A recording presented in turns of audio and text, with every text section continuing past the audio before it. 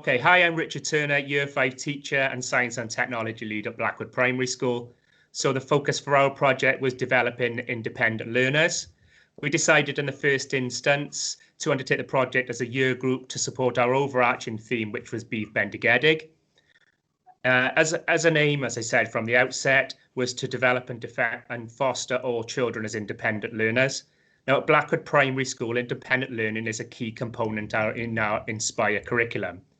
Across the school at any one time, you'll find year group cohorts broken down into 3 family groups, one developing literacy and math skills, one applying those skills across the curriculum, and then a third group undertaking a rich array of independent tasks of part of our Inspire curriculum, from cooking, woodwork, sewing, investigation, and technology, to mention a few.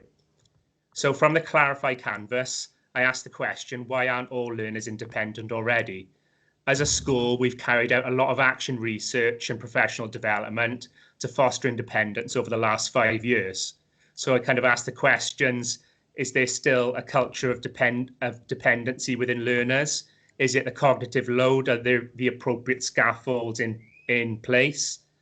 Is there still that fear of failure? Do we need to embed student agency further? And also metacognition, which we know can have a major impact on learner achievement, helping learners to actively engage in their own learning. Okay, so from listening to learners, again, as I said, our overarching theme was Beef Bendigedig. We always listen to learners, the same as in other schools, often creating jam boards to capture their ideas and inform and drive our planning as teachers. One line of inquiry the children were interested in was the wonders of the world, particularly the Great Pyramids, as they're truly one of the last ancient wonders still standing. Now, I don't know if it's just children in particular at Year 5 Blackwood Primary School, but they seem totally obsessed with the idea that the ancient Egyptians and the notion that they've got trapdoors, falling boulders, almost kind of like the Indiana Jones scenario, where the ancient Egyptians would have gone to great lengths to protect the contents of a pyramid. So yet they've got very vivid imaginations, as do their teachers. Okay, so we thought, how could we bring this to life using the technology we have and build it into our Inspire curriculum? So the children have already got a great knowledge and skill base for using the BBC microbits, and they've created a range of programs. And we thought, well, can we apply their learning to this task? So they asked questions kind of like, right, were there tomb raiders? How were the chambers kept safe? What measures did they use to ward off raiders? There was loads of different things, but they were fixated with it. So we found from research, we found that we could use the BBC microbits in a creative way with a homemade pressure sensor, which sounds really complicated, but it's just cardboard with some foil, to create a wireless intruder alarm so that when pressure is applied or removed, an alarm is triggered, you know, just like that scene in Indiana Jones where he removes the ancient artifact and then a whole chain of events unravels. But this time, for us, it would trigger an alarm on a child's wrist. So this would form our independent task for our summer term in Year 5. And we thought it was a great way of linking prior knowledge and skills in an authentic way linked to our topic, Beef Bendigedig. Okay, so our pedagogical principles.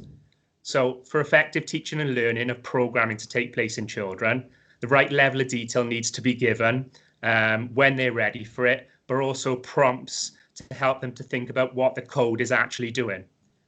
So I tried to incorporate a range of strategies to foster this independence. As you can appreciate, with programming, it's quite challenging. So you've got to get the diet just right for the children.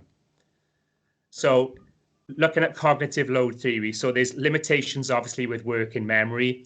Overload causes quality of the output to decline when carrying out independent tasks. So we've got to take into account that good balance of skills and knowledge. We've got to scaffold effectively. Okay, learning intentions are success criteria. So reviewing some reading from the Shirley Clark book, Unlocking Learning Intentions and Success Criteria, we co-constructed marking grids, our success criteria, bringing together previous knowledge and skills as a way to maximize and understand the engagement from the children. So thirdly, we looked at Parsons problems. Parsons problems is a way to provide children with the blocks of code needed to program, but they're all jumbled up. So it fosters problem solving, computational thinking, and understanding of the component parts. So once you know what button A does, within that block of code, if button A does something, you will know if you push button A, what it's going to do. It's that straightforward. It helps you break the code down.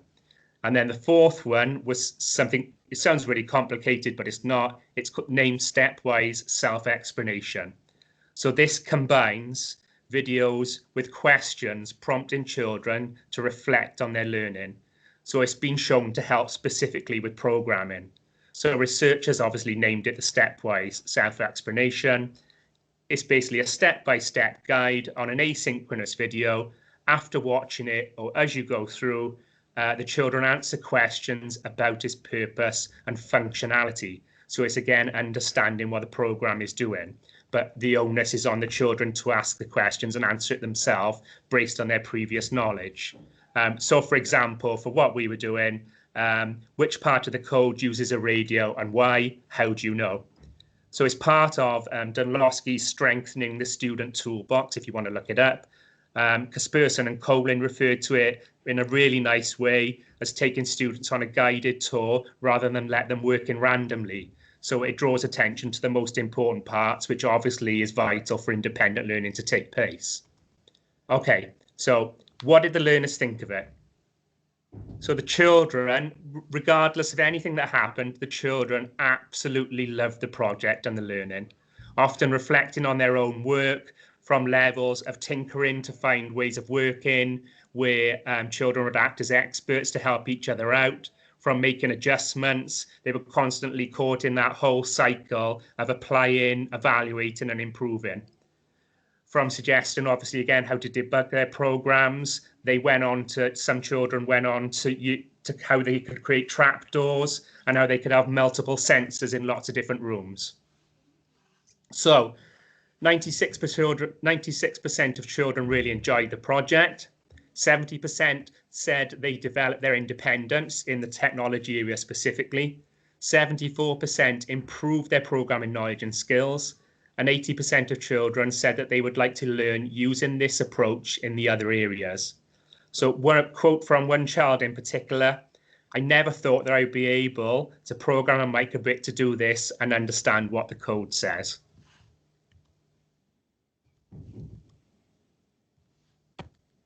Okay, impact. So as the children obviously develop a sense of independence, as a consequence, there's other things that they develop as well. So they develop their ability to critically think and problem solve. They naturally build resilience and perseverance and determination. And we notice things such as increased in motivation and a boost in self-confidence. There was also kinds of things such as they would learn to organize themselves better and they'd follow a pattern of how to do things.